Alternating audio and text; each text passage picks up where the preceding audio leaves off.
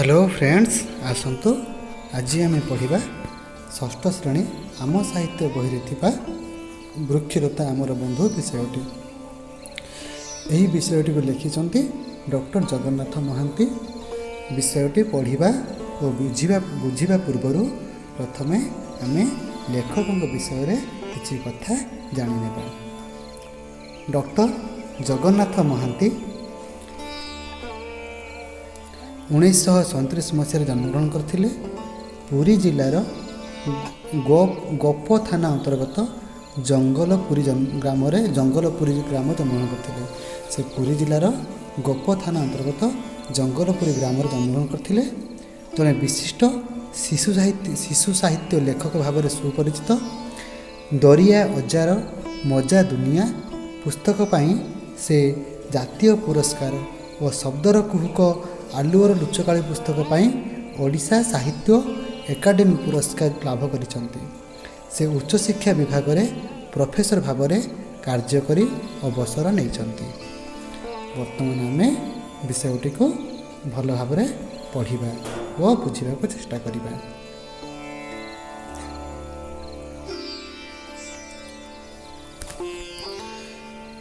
वृक्षलता आमर बंधु।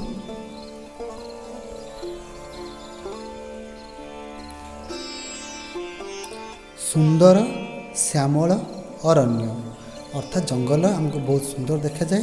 श्यामल कहीं कहुई ना जेहेतु सबुज वर्ण देखा जाए, गचर पत्र गुड़िक सबुज, जंगल आमको सबुज देखा जाऊँ सुंदर श्यामल अरण्य बोली कहगला। अरण्य अर्थात जंगल। ता मध्य पवित्र ऋषि आश्रम। जंगल मध्य मुनि ऋषि मानकर आश्रम थाए, तेणु कहगला सुंदर श्यामल अरण्य। ता मध्य पवित्र ऋषि आश्रम। शिष्य माने अध्ययनरत।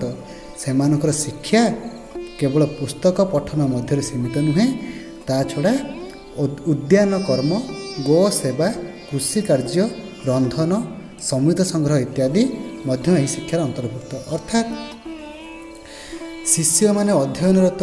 अध्ययन अर्थ माने पढ़ा पाठ पढ़ार व्यस्त। सेमानकर शिक्षा केवल पुस्तक पठन मध्य सीमित नुहे। पुस्तक पठन अर्थात केवल जे बही पढ़ा खाली लेखा एति भितर शिक्षार सीमित नहीं।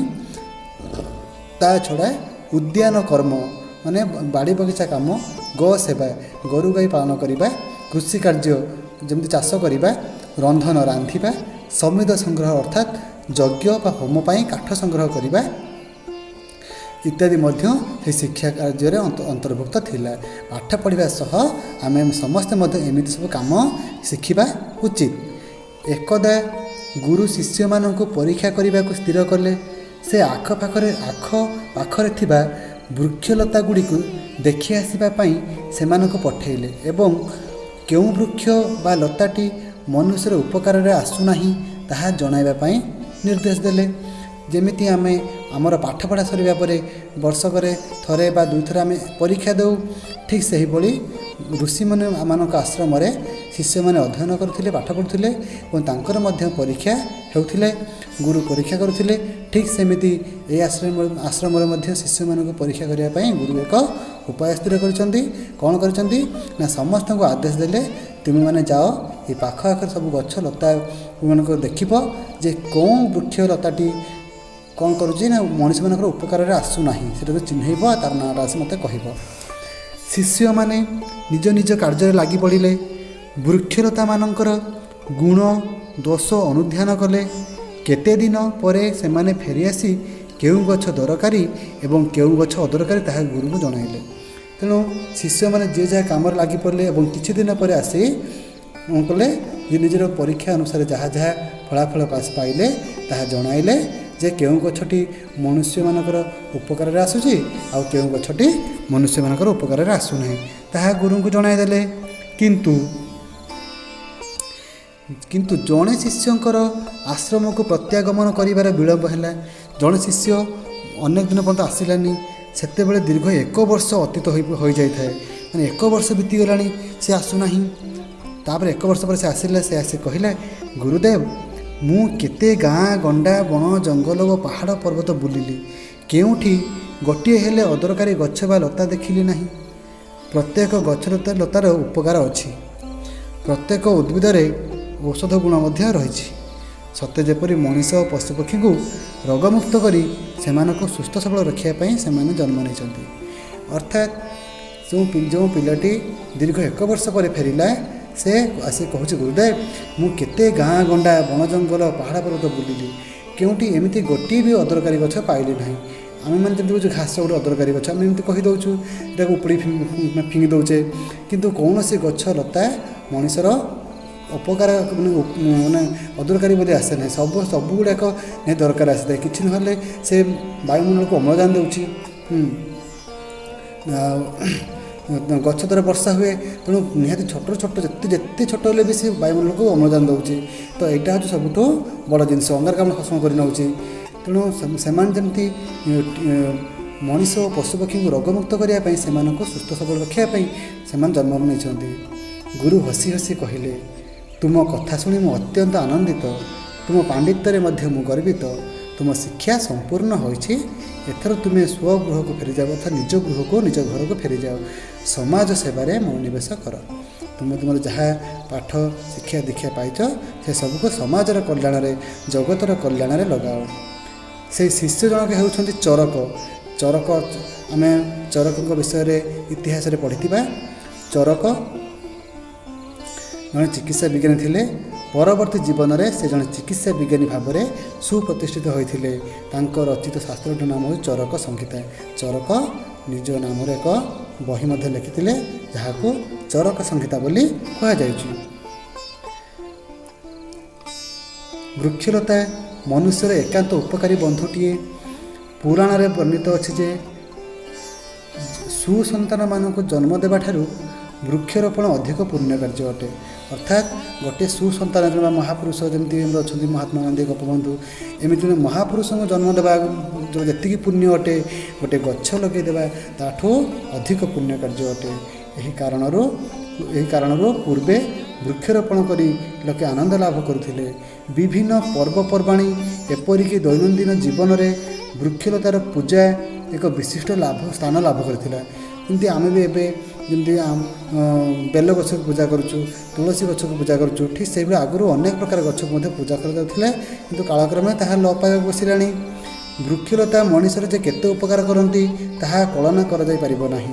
ମାନେ ବୃକ୍ଷଲତା ଆମର ଏତେ ଉପକାର କରନ୍ତି, ତାକୁ ଭାବିଲେ ମଧ୍ୟ ଆମେ ଭାବିପାରିବାନି। ଅନେକ ଉପକାର କରନ୍ତି। ପ୍ରକୃତି ଓ ପରିବେଶର ସୁରକ୍ଷା, ମୃତ୍ତିକା ସଂରକ୍ଷଣ, ଜଳବାୟୁ ନିୟନ୍ତ୍ରଣ ଏବଂ ମନୁଷ୍ୟକୁ ତା'ର ନିତ୍ୟ ବ୍ୟବହାର୍ଯ୍ୟ ଦ୍ରବ୍ୟ ଯୋଗାଇବାରେ ମଧ୍ୟ ବୃକ୍ଷଲତାଙ୍କର ଅଶେଷ ଭୂମିକା ରହିଛି। ଯେମିତି ପରିବେଶକୁ ସୁରକ୍ଷା ଦେବା, ମୃତ୍ତିକା ସଂରକ୍ଷଣ କରିବା, ଗଛ ତା'ର ମାଟିକୁ ଚେର ଦ୍ୱାରା ଜାବୁଡ଼ି ଧରିଥାଏ, ଆଉ ବାୟୁମଣ୍ଡଳକୁ ଜଳବାୟୁ ନିୟନ୍ତ୍ରଣ କରିଥାଏ। ଯେମିତି ମାଟିର ଜଳ ଶୋଷଣ କରି ଉପରକୁ ଛାଡ଼େ, ତାପରେ ସେଇଟା ପୁଣି ବର୍ଷା ହେଇକି ପୁଣି ଫେରେ। ଏମିତି ଆମକୁ ନିତ୍ୟ ବ୍ୟବହାର୍ଯ୍ୟ କାଠ ପତ୍ର ଏସବୁ ଜିନିଷ ଆମକୁ ଯୋଗାଇଥାଏ। ଆଉ ଅନେକ ଔଷଧୀୟ ଜିନିଷ ମଧ୍ୟ ଆମକୁ ଲାଖ, ମହୁ, ଝୁଣା ଏମିତି ସବୁ ଅନେକ ଜିନିଷ ଆମେ ପାଇଥାଉ। ତ ବୃକ୍ଷଲତା ବର୍ଷା ହେବାରେ ସାହାଯ୍ୟ କରନ୍ତି। ମାତ୍ର ଏବେ ଅରଣ୍ୟ ସମ୍ପଦ ହ୍ରାସ ପାଉଥିବାରୁ ବୃଷ୍ଟିପାତରେ ଅନେକ ଅନିୟମିତତା ଦେଖାଦେଇଛି। ଏହି ଅନିୟମିତ ବର୍ଷା ପୃଥିବୀରେ ବହୁ ଦେଶରେ ବହୁ ଦୁର୍ଗତିର କାରଣ ବୋଲି ବିବେଚିତ ହୋଇଛି। ଠିକ୍ ସମୟରେ ବର୍ଷା ହେଉନାହିଁ, ତ ଚାଷ କାର୍ଯ୍ୟ ଠିକ୍ ଭାବରେ ହୋଇପାରୁନି। ଏଇଭଳିଆ ଅନେକ ସମସ୍ୟା ମଧ୍ୟ ଜଙ୍ଗଲ ହ୍ରାସ ପାଇବାରୁ ଅନେକ ସମସ୍ୟା ଦେଖାଦେଉଛି। ଆମ ରାଜ୍ୟର କଳାହାଣ୍ଡି ଜିଲ୍ଲାରେ ବାରମ୍ବାର ଅନାବୃଷ୍ଟି ଓ ଦୁର୍ଭିକ୍ଷ ଘଟୁଛି। ଅରଣ୍ୟ ସମ୍ପଦର ବିନାଶ ହିଁ ଏହାର ପ୍ରଧାନ କାରଣ।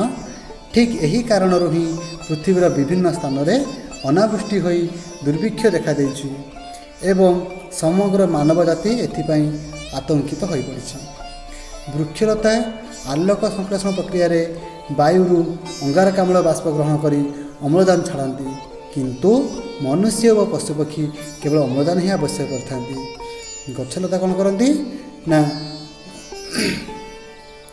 କେବଳ ଅମ୍ଳଜାନ, ଗଛଲତା କ'ଣ କରନ୍ତି, ବାୟୁମଣ୍ଡଳରୁ ଅଙ୍ଗାରକାମ୍ଳ ଶୋଷଣ କରନ୍ତି ଆଉ ଅମ୍ଳଜାନ ଦିଅନ୍ତି, କିନ୍ତୁ ପଶୁପକ୍ଷୀ ମଣିଷମାନେ କ'ଣ କରନ୍ତି, କେବଳ ଅମ୍ଳଜାନ ହିଁ ନିଅନ୍ତି, ଅଙ୍ଗାରକାମ୍ଳ ଛାଡ଼ିଥାନ୍ତି।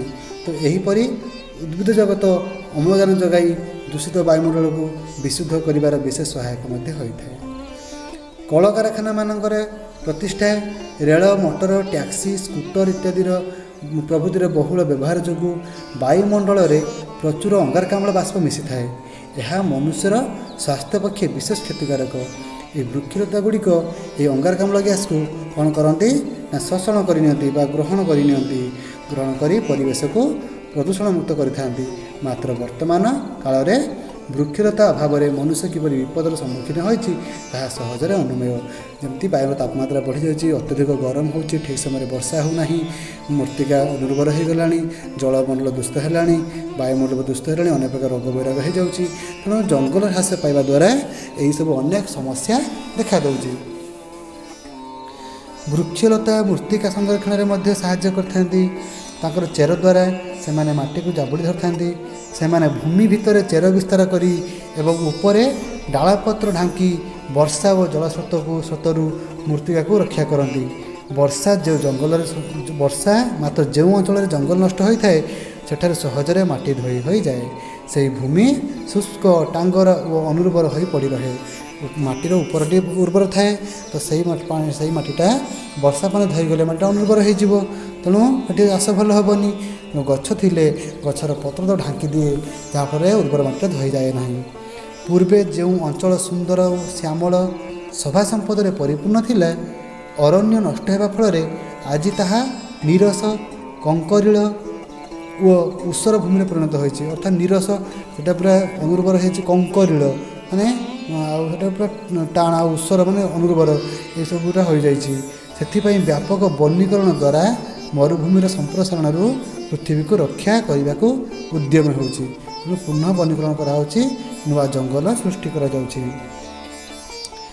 ବଣ ଜଙ୍ଗଲ ନଷ୍ଟ ହେବା ଫଳରେ ମୃତ୍ତିକା କ୍ଷୟ ଘଟି ଜଳଭଣ୍ଡାର ଓ ନଦୀ ପୁଷ୍କରିଣୀର ଶଯ୍ୟା ପତି ହୋଇଯାଏ। ଯେତେବେଳେ ମାଟି ଧୋଇଯିବ ବର୍ଷା ପାଣିରେ, ନଦୀକୁ ଯିବ, ନଦୀର ସମୁଦ୍ରକୁ ଯିବ, ତ ଏଇ ଯେଉଁ ମାଟିରେ ଧୋଇ ହୋଇକି ଯିବ, ତ ସେଠାରେ ଯେଦିନ ଗୋଟେ ଲାଗିବ ନା, ତ ନଦୀରେ ପଡ଼ିଯିବ, ନଦୀଟା ପତି ହୋଇଯିବ, ଜଳଭଣ୍ଡାର ପତି ହୋଇଯିବ। ତେଣୁ ବହୁ ଅର୍ଥ ବ୍ୟୟରେ ନିର୍ମିତ ଆମ ହୀରାକୁଦ ଜଳଭଣ୍ଡାର ଅନୁରୂପ ବିପଦର ସମ୍ମୁଖୀନ ହୋଇଛି। ଏହାର ପ୍ରତିକାର ଜଳଭଣ୍ଡାର ଚତୁଃପାର୍ଶ୍ୱରେ ବିସ୍ତୃତ ଅରଣ୍ୟ ସୃଷ୍ଟି ଦ୍ୱାରା ହିଁ ସମ୍ଭବ। ତେଣୁ ହୀରାକୁଦ ଜଳଭଣ୍ଡାର ମଧ୍ୟ ପ୍ରତିବଦ୍ଧ କରାଯାଉଛି, ସେଥିପାଇଁ ଅନେକ ଜଙ୍ଗଲ ସେଠି ସୃଷ୍ଟି କରାଯାଉଛି।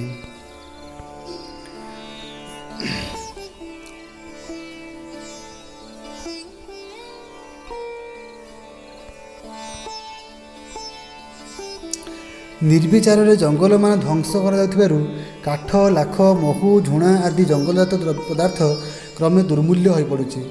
ନିର୍ବିଚାର ଭାବରେ ବିନା ବିଚାରରେ ଆମେ କ'ଣ କରୁଛୁ, ଜଙ୍ଗଲ ଧ୍ୱଂସ କରୁଛୁ, ଗଛ ସବୁ କାଟି ଆଣୁଛୁ, ଘରେ ଆଶାବାଦୀ ତିଆରି କରିଦେଉଛୁ।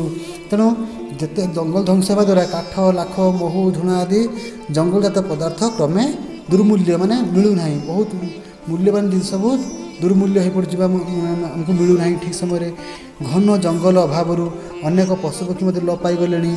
ଏବେ ବଞ୍ଚି ରହିବା ଦୁର୍ଲଭ। ଜୀବଜନ୍ତୁମାନଙ୍କର ସ୍ୱର ହୁଏତ ଆଉ କେତେଦିନ ପରେ ଶୁଣାଯିବ ନାହିଁ। ତେଣୁ ଏମିତି ଅନେକ ଜୀବଜନ୍ତୁଙ୍କର ବଂଶ ଲୋପ ପାଇଗଲାଣି। ଆଉ ଯଦି ବା କିଛି ଅଛନ୍ତି, ଏମିତି ମଧ୍ୟ ଆଉ 50-100 ବର୍ଷ ପରେ ମଧ୍ୟ ସେଗୁଡ଼ିକ ମଧ୍ୟ ଲୋପ ପାଇଯିବ। ତେଣୁ ଅରଣ୍ୟ ଲବ୍ଧ ବହୁ ଔଷଧ, ଖାଦ୍ୟ ପଦାର୍ଥ ଓ ଅନ୍ୟାନ୍ୟ କଞ୍ଚାମାଲର ଅଭାବ ବଢ଼ିବାରେ ଲାଗିଛି। ମାନବର ପରମ କର୍ତ୍ତବ୍ୟ ହେଉଛି ଅରଣ୍ୟର ଯତ୍ନ ନେଇ ଏହି ପଶୁପକ୍ଷୀ ଓ ଜଙ୍ଗଲଜାତ ପଦାର୍ଥ ଗୁଡ଼ିକର ବିକାଶ ଘଟାଇବା। ତେଣୁ ଆମେ ମଣିଷ, ଆମମାନଙ୍କର ଜ୍ଞାନ ଅଛି, ବୁଦ୍ଧି ଅଛି, ବିବେକ ଅଛି, ଆମେ ସବୁ ବୁଝିପାରିବା। ତେଣୁ ଆମେ ନୂଆ ଜଙ୍ଗଲ ସୃଷ୍ଟି କରି ଏହି ଜଙ୍ଗଲଜାତ ଦ୍ରବ୍ୟ ଆଉ ପଶୁପକ୍ଷୀମାନଙ୍କର ସୁରକ୍ଷା କେମିତି ରହିବ ତା ଉପରେ ମଧ୍ୟ ଆମେ କାମ କରିପାରିବା। ତାପରେ ଉଦ୍ଭିଦ ଓ ପ୍ରାଣୀ ପରସ୍ପର ନିର୍ଭରଶୀଳ। ପ୍ରାଣୀ ଜଗତର ବିନା ସାହାଯ୍ୟରେ ଉଦ୍ଭିଦ ଜଗତ ବଞ୍ଚିପାରେ, ମାତ୍ର ଉଦ୍ଭିଦ ଜଗତର ବ୍ୟତୀତ ପ୍ରାଣୀ ଜଗତ ବଞ୍ଚିବା ଏକାନ୍ତ ଅସମ୍ଭବ। କାରଣ ଉଦ୍ଭିଦ ନ ରହିଲେ ଆମକୁ ଅମ୍ଳଜାନ ମିଳିବ ନାହିଁ, ଆମେ ସାଙ୍ଗେ ସାଙ୍ଗେ ମରିଯିବା। ତେଣୁ ବାୟୁମଣ୍ଡଳର ବିଶୁଦ୍ଧତା, ବୃଷ୍ଟିପାତ ସଂରକ୍ଷଣ, ବିଭିନ୍ନ ଖାଦ୍ୟ, ପାନୀୟ, ବସ୍ତ୍ର, ବାସଗୃହ ଇତ୍ୟାଦି ପାଇଁ ଆମେ ଉଦ୍ଭିଦ ଜଗତ ନିକଟରେ ଏକାନ୍ତ ଋଣୀ। ପୃଥିବୀରେ ଲୋକସଂଖ୍ୟାର ଦ୍ରୁତ ଅଭିବୃଦ୍ଧି ଫଳରେ ଉଦ୍ଭିଦ ଜଗତ ଉପରେ ପ୍ରବଳ ଚାପ ପଡ଼ୁଛି। କ୍ରମଶଃ ଜଙ୍ଗଲ ନଷ୍ଟ ହୋଇଯାଉଛି। ସତେ ଯେପରି ଆମେ ଯେଉଁ ଗଛ ଡାଳରେ ବସିଛୁ ସେ ଡାଳରେ ମୂଳରୁ ହାଣୁଛୁ। ଏହି ଦୁଷ୍କର୍ମର ଅବସାନ ନ ଘଟିଲେ ଆମେ ଦୁର୍ଦ୍ଦଶାର ସୀମା ରହିବ ନାହିଁ। ଅର୍ଥାତ୍ ଆମେ ଯେତେବେଳେ ଲୋକସଂଖ୍ୟା ବଢ଼ିଯାଉଛି ସେହି ପରିମାଣରେ କ'ଣ ହେଉଛି ନା ଘର ଆବଶ୍ୟକ ହେଉଛି, ଆମେ ଜଙ୍ଗଲ ନଷ୍ଟ କରିଦେଇ ସେଥିରେ ଘର କରି ରହିଯାଉଛୁ।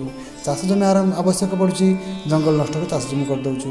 ଗଛ ଏଇ ଅନୁସାରେ ଆମର ଯାହା ଜିନିଷ ଦରକାର ସବୁ ଆମେ ଗଛ ହାଣୁଛୁ, ଜଙ୍ଗଲ ନଷ୍ଟ କରିଦେଉଛୁ, ଆଣିକି ଘର କାମରେ ଲଗାଇ ଦେଉଛୁ। ତେଣୁ ଆମେ ଜାଣିଛୁ ଜଙ୍ଗଲ ଆମ ପାଇଁ ଜରୁରୀ, ତଥାପି ତାକୁ ହାଣି ଦେଉଛୁ। ତେଣୁ ଆମେ ନିଜ ଗୋଡ଼େ ନିଜେ କୁରାଢ଼ି ମାରୁଛୁ, ଯେ ଡାଳରେ ବସିଛୁ ସେ ଡାଳକୁ ମୂଳରୁ ହାଣି ଦେଉଛୁ ବୋଲି ଲେଖକ କହିଛନ୍ତି।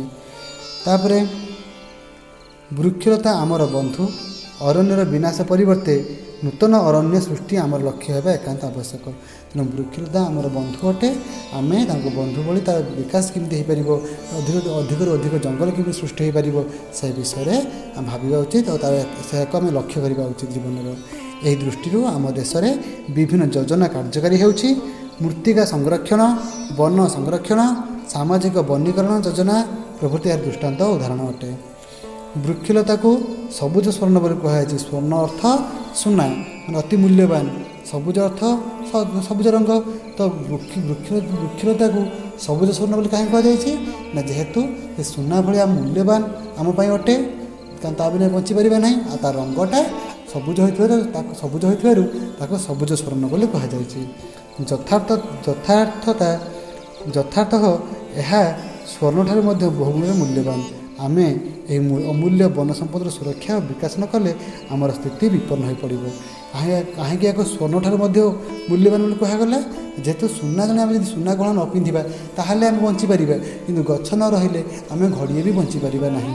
ତେଣୁ ସୁନା ରୂପା ଠାରୁ ମଧ୍ୟ ଏହି ଗଛଲତା ଆମ ପାଇଁ ଅନେକ ମୂଲ୍ୟବାନ ଅଟେ। ଆଉ ବୃକ୍ଷଲତା ଆମର ବନ୍ଧୁ ବୋଲି ଆମେ ବିଷୟଟିକୁ ଭଲ ଭାବରେ ବୁଝିଲେ। ତେଣୁ ଆମେମାନେ ମଧ୍ୟ ସମସ୍ତେ ପ୍ରତି ମାସ ହେଉ ବା ପ୍ରତି ବର୍ଷକରେ ହେଉ ଆମେ ଆମ ବାଡ଼ି ବଗିଚାରେ, ଘରେ ପଦାରେ ଗଛ ଲଗାଇବା ଉଚିତ। ଆମେ ବର୍ତ୍ତମାନ ଏ ବିଷୟଟିକୁ ଭଲ ଭାବରେ, ବୃକ୍ଷଲତା ଆମର ବନ୍ଧୁ ବିଷୟଟିକୁ ଭଲ ଭାବରେ ବୁଝିପାରିଲେ। ତାପରେ କିଛି ଶବ୍ଦ ଅଛି, କଷ୍ଟ ଶବ୍ଦ ତାକୁ ଜାଣିବା। ସମୃଦ୍ଧ ଅର୍ଥାତ୍ ହୋମ କାଠ। ଉଷର ଅର୍ଥାତ୍ କ୍ଷାରଯୁକ୍ତ ଅନୁର୍ବର ଭୂମି। ସବୁଜ ସ୍ୱର୍ଣ୍ଣ, ଗଛଲତାକୁ ଏଠାରେ ସୁନା ପରି ମୂଲ୍ୟବାନ କୁହାଯାଇଛି। ଚରକ, ଭାରତୀୟ ଚିକିତ୍ସା ଶାସ୍ତ୍ରରେ ପ୍ରସିଦ୍ଧ ଲେଖକ, ତାଙ୍କ ଲିଖିତ ଚରକ ସଂହିତା ଏକ ଉପାଦେୟ ଗ୍ରନ୍ଥ ଅଟେ।